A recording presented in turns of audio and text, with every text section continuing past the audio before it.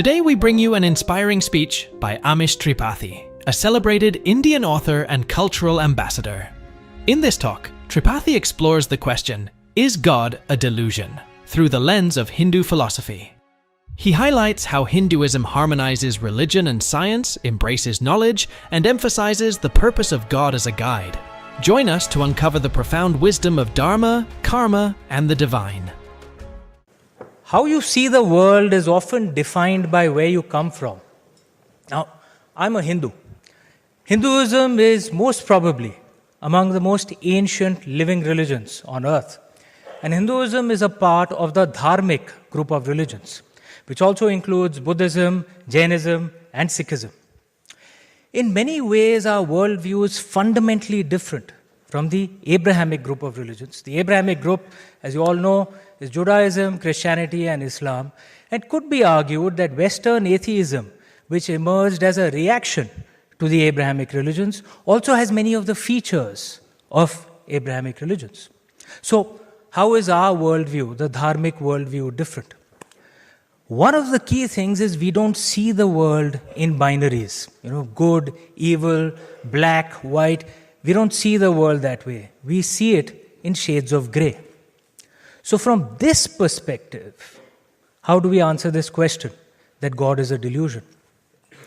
The question itself is incomplete for two reasons.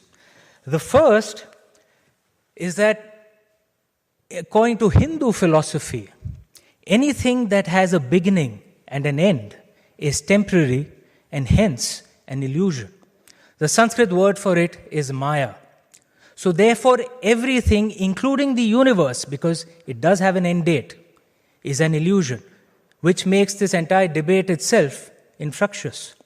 But there's a second concept on reality of Hinduism that I'm more interested in. It says that anything that has a purpose and function is real, even if it's intangible.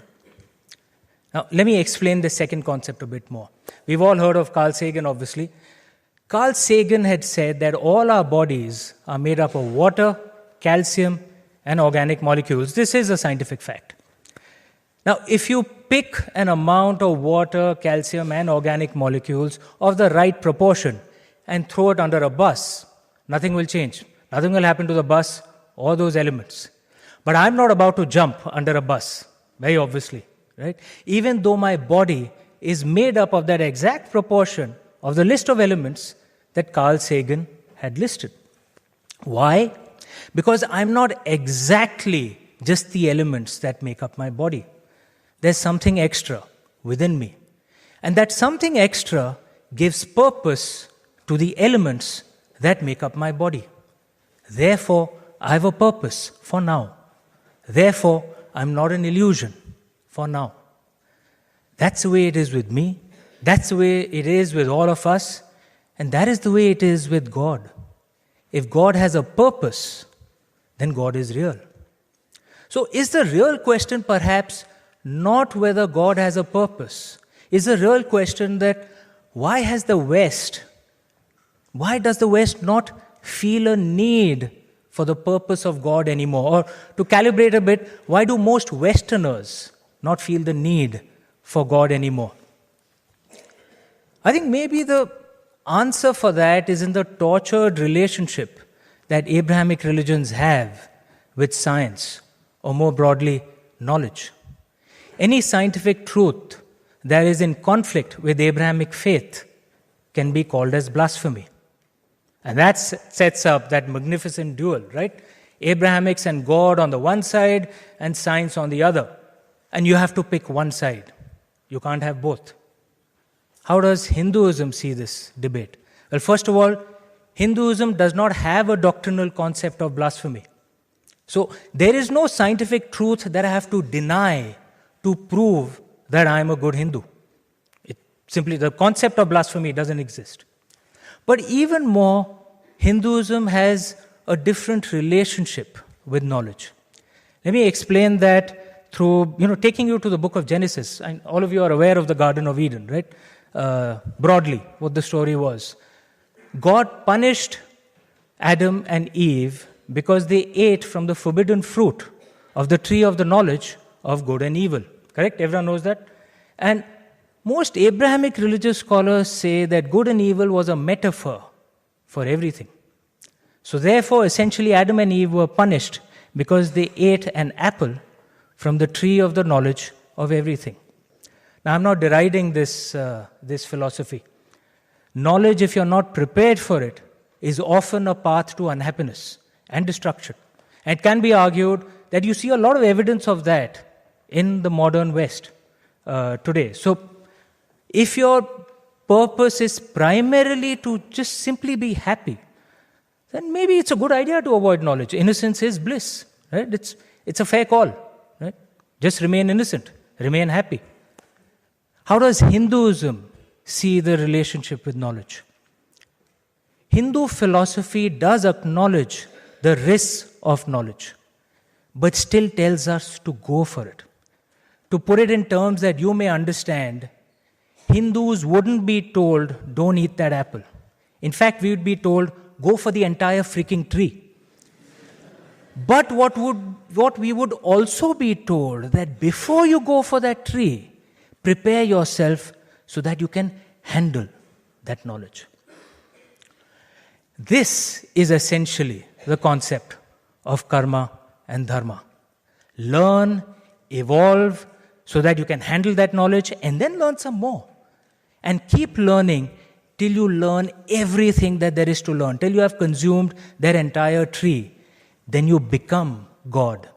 You attain nirvana. I'm sure that's a term that most of you would have heard of, right? Nirvana. This is what the concept of nirvana is. You keep growing, keep learning, keep evolving, till you learn everything that there is to know. And then you become divine because you attain nirvana.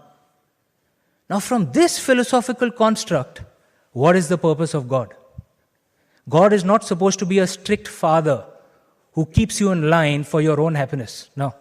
In the dharmic way, in the Hindu way, God is supposed to be like a witness or a guide who guides you on how to acquire knowledge without messing up your own life. Which is why you'll find that it's very, very common in India to be religious and scientific at the same time. How many of you read about the Indian space scientists who sent a probe to the moon? Everyone's aware of that? Yeah, we sent a probe to the moon. The cost of that project was cheaper than a Hollywood movie on that project, right?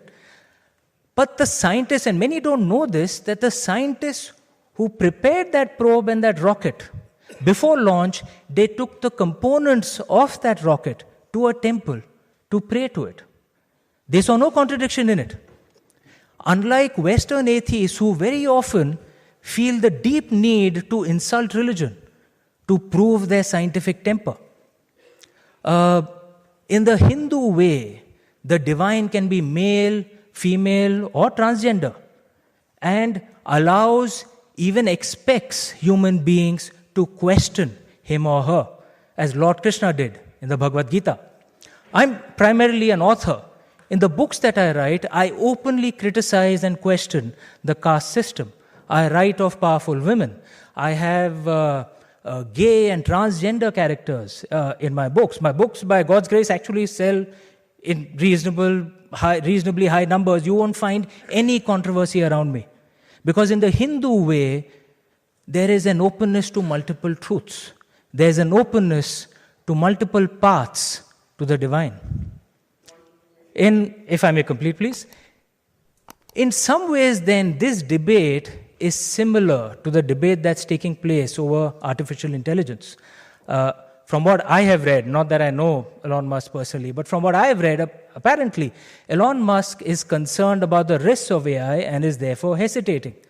Whereas Sam Altman is, going all guns blazing, wants to forge ahead, right?